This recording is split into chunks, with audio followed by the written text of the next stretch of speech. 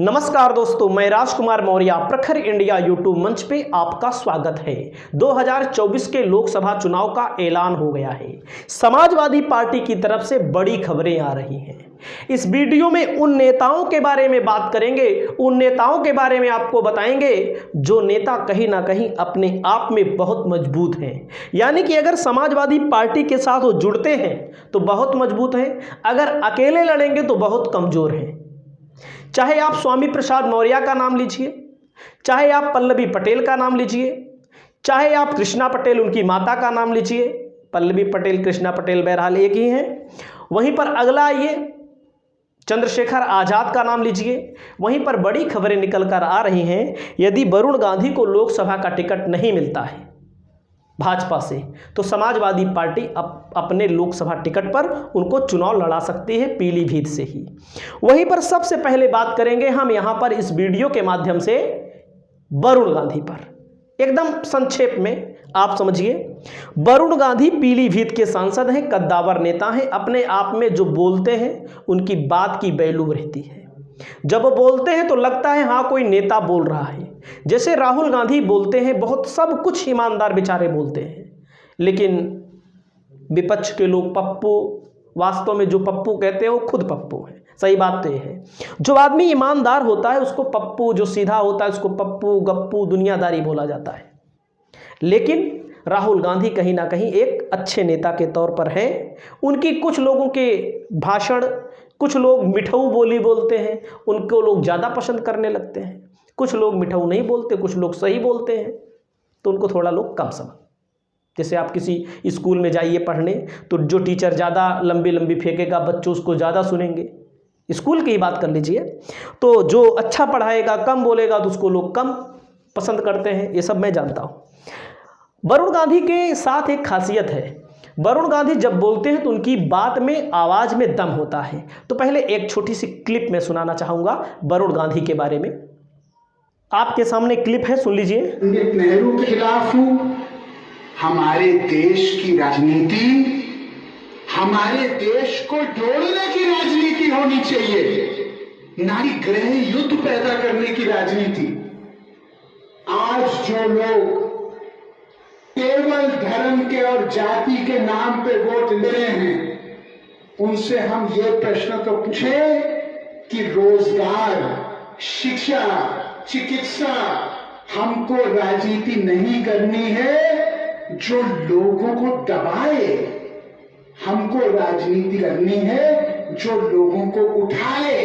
तो सुन सकते हैं आप, वरुण गांधी के बारे में हम ज़्यादा कुछ नहीं इसलिए कहना चाहेंगे क्योंकि वरुण गांधी भाजपा में है।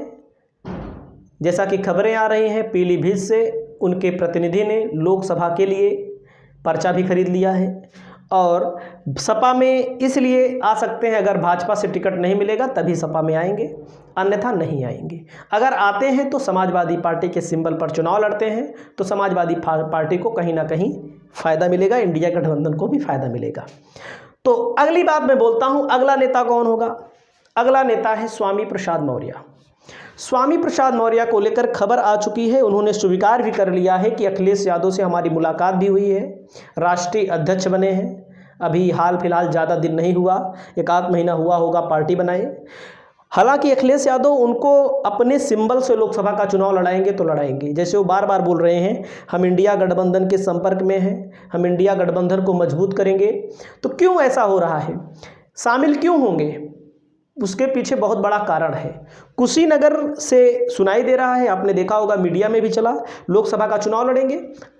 कुशीनगर में पडरौना विधानसभा आती है, वहाँ पर 3 बार विधायक भी रहे हैं, आप सब जानते होंगे। वहीं पर मामला ये है कि क्यों उनकी पार्टी पर नहीं लड़ेंगे, अपनी सिंबल पर क्यों लड़ाएंगे? अखिलेश, उनकी पार्टी है, उनका भी सिंबल होगा। तो अखिलेश इसलिए नहीं लड़ाएंगे क्योंकि अखिलेश यादव को इतना बड़ा धोखा दिया है। किसने? ओम प्रकाश राजभर ने 18 सीटें दी, 6 विधायक जीत के आए। 6 में 3-4 विधायक इनके खुद के हैं, खुद के, वैसे भी लड़ते, सपा के सिंबल पर लड़ते। हालांकि और भी लोग, अगर जो 18 सीट दिया था इन्होंने, 18 में 18 अपना प्रत्याशी इन्होंने खड़ा किया होता तो कम से कम 7, 8, 9, 10 कैंडिडेट तो जीत ही जाते। ज़्यादा नहीं जीत पाते, 7, 8, 9, 10 जीत जाते आराम से।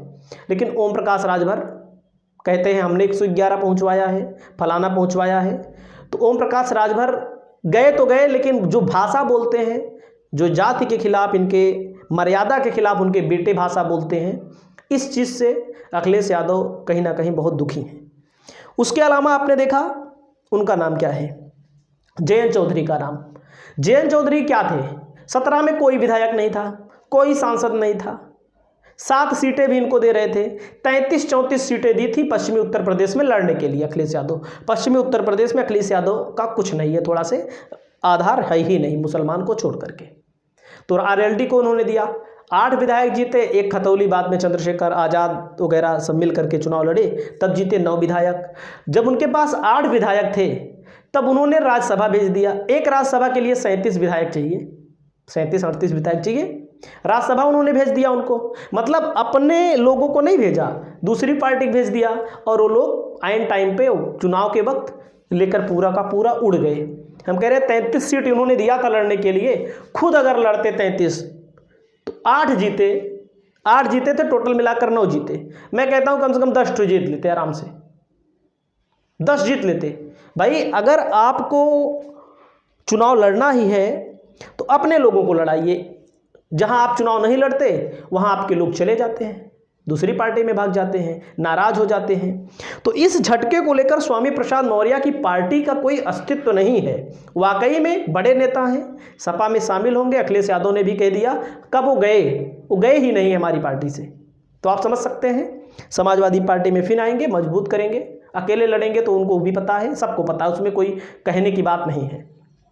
लोग आपका विचार सुनते हैं, आपकी बात सुनते हैं, लेकिन वोट देते समय एक चीज़ देखते हैं, पक्ष या विपक्ष देखते हैं। अगला नंबर आता है बहन पल्लवी पटेल का।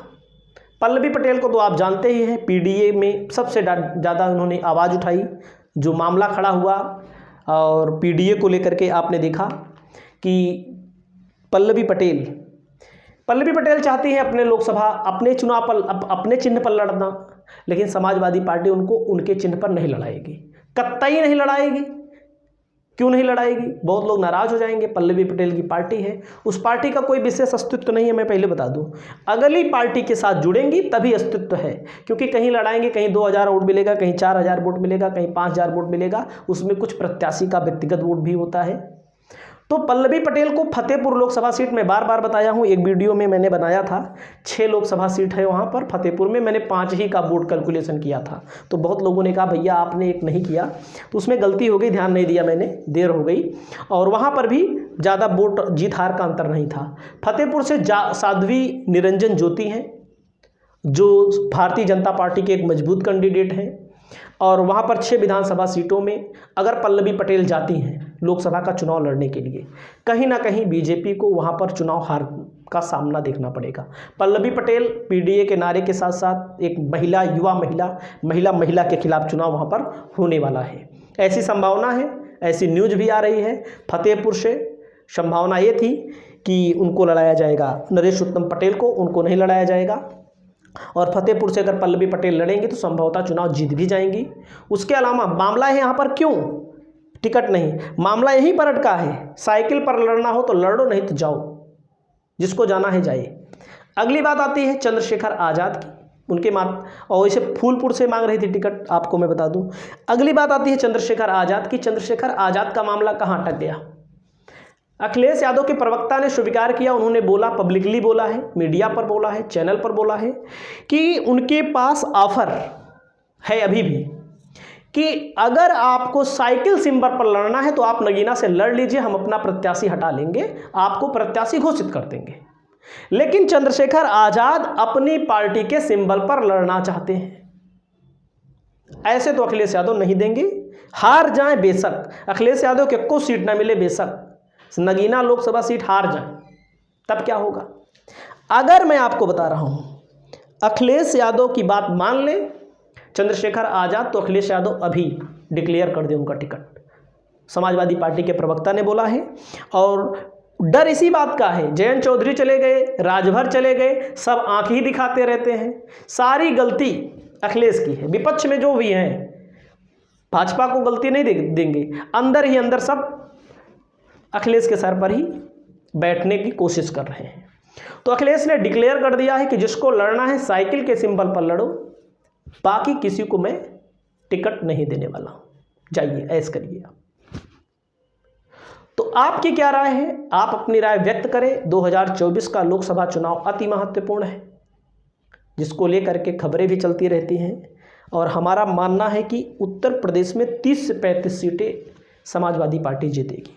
आपकी क्या राय है? अपनी राय व्यक्त करें। नमस्कार।